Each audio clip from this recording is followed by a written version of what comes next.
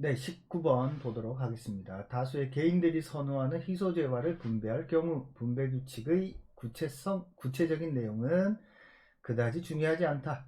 분배 규칙의 구체적인 내용.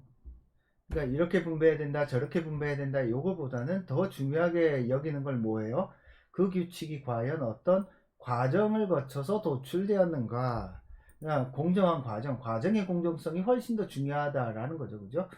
그래서 정의로운 규칙이고 이게 절차적 정당성, 과정의 공정성을 이야기하는 거죠. 그죠? 여기서 공정한 과정을 아예 개념 규정을 해놓고 있네요. 여러 이해관계자들이 불편부당하다고 생각하고 행동하는 상황에서 자발적 합의에 의해 도달하는 과정을 가리킨다. 그래서 국회에서 어때요? 막 그렇게 치고받고 싸워도 결국에는 자발적 합의를 거치잖아요. 투표를 거치잖아요. 그죠?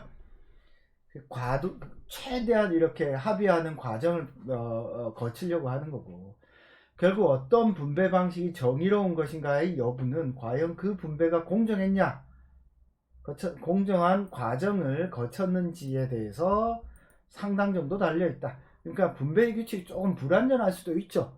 세상에는 완벽한 어떤 재화의 분배에 대한 규칙과 법칙을 만들어내는 건 불가능해요. 다만 현실적인 차원에서 합의 가능한 과정은 거칠 수 있죠. 그죠?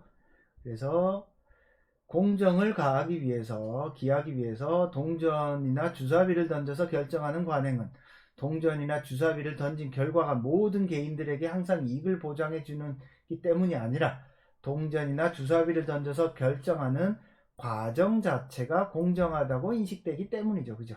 그래서 과정의 공정성이 의외로 중요해요. 근데 이런 건 있죠. 공정한 과정을 거쳐서 어떤 의사가 결정이 되었는데 그 결정된 의사가 공공의 이익을 진짜 보장하느냐, 요건 아닐 수 있죠. 그러니까 예를 들어서 공정한 의사결정을 통해서 결정된 게 누구야? 나치의 히틀러 아니야. 독일 국민들이 히틀러가 속한 당을 어때요? 90% 넘게 지지해서 거기에서 그 당에서 뭐 총독을 뽑은 거 아니에요. 그죠? 이때 공정성이 보장되기 위해서는 외부 영향력의 배제, 개인들의 자발성과 진실성이 전제되어야 한다. 그런데 이제 공정성이 보장되는 과정에서 이런, 예를 들어 투표라고 합시다. 투표를 할 때 외부 영향력이 완전히 배제되나요? 개인들이 어떤 자발적 투표가 이게 완전 자발적 투표인가요? 그래서 이런 것들을 완벽하게 보장하는 공정한 과정의 정당성을 확보하는 것도 사실은 불가능합니다. 투표의 역설이죠. 그죠? 콩도르스의 역설이라고 합니다. 그래서 완전한 과정의 어떤 정당성을 통해서, 절차적 정당성을 통해서 결과적 정당성을 확보할 수 있냐. 공정한 과정을 이렇게 설정하는 것도 불가능하다라고 보죠. 콩도르스의 역설에 따르면. 여튼 공정한 과정을 어떻게 설계할 것인가도 어때요?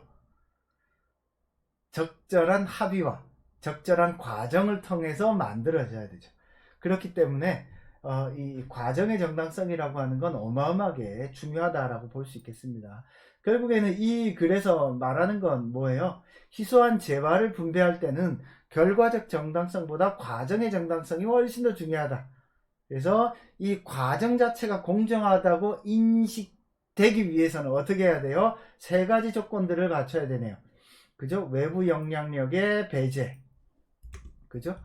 그 다음에 개인들의 자발성, 진실성들이 확보되는 과정에서 공정한 과정이 설계된다면 이것은 과정의 공정성을 확보한 것이라고 볼 수 있다 라는 내용으로 볼 수 있겠습니다. 자, 대략 오늘날 민주주의는 그래서 결과의 정당성보다 절차적 정당성, 과정의 공정성을 훨씬 더 중요시 여깁니다. 다만 여러분들은 생각을 하셔야 돼요.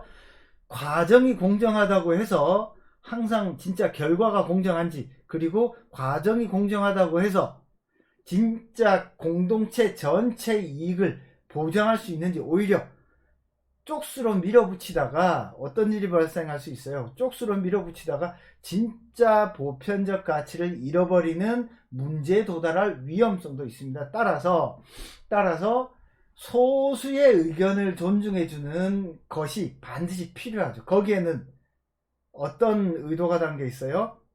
과정의 정당성을 지키는 과정에서 우리가 선택한 이 과정이 뭔가 어마어마하게 잘못된 결과로 도달할 위험성이 있기 때문입니다. 예를 들어 한번 설명을 해볼게요. 어떤 길을 향해 가는데, 관광버스를 대절해서 여행을 가. 자, 우리 산으로 갑시다 하는데, 그 산으로 가는 길은 딱 한 사람만 알고 있어. 예를 들어 저만 알고 있다라고 칩시다. 다른 사람들은 몰라. 야, 내가 그 길을 알고 있어. 자, 이렇게 가자. 라고 했더니 사람들이 이러는 거야. 아니, 그 길은 그쪽으로 가는 건 안 맞는 것 같은데? 야, 우리 길을 어떤 길로 어떻게 가는지에 대해서는 어떤 절차와 방법을 통해서 결정할지를 우리 조금 정의해보자, 규정해보자 라고 막 논의를 하자 라고 이야기할 수 있어요. 그죠? 근데 다른 사람들은 길을 몰라. 그러면 그 절차적 정당성과 과정을 거친다고 해서 올바른 길을 가게 되나요? 수학 문제를 푸는데 초딩 100명이 모이고 올림피아드 수학에 이렇게 상을 받은 사람하고 같이 풀어. 절차적 정당성을 거쳐서 답이 나오나요? 그러니까 이 문제를 풀 때는 그래서 이런 어떤 과정의 정당성과 절차적 정당성을 풀 때에 접근해야 될 문제가 달라요. 어떤 가치의 문제라든지 가치의 문제 뭐 이런 것들은 절차적 정당성으로 해결할 수 있으나 진짜 답이 정확히 정해진 문제 혹은 지식의 문제 이런 것들은 절차적 정당성, 과정의 정당성으로 풀 수 있는 게 아닙니다. 따라서 이 두 가지는 조금 구별해 두시는 게 필요합니다. 무슨 말인지 알겠죠? 자, 19번 설명은 여기서 마치도록 하겠습니다.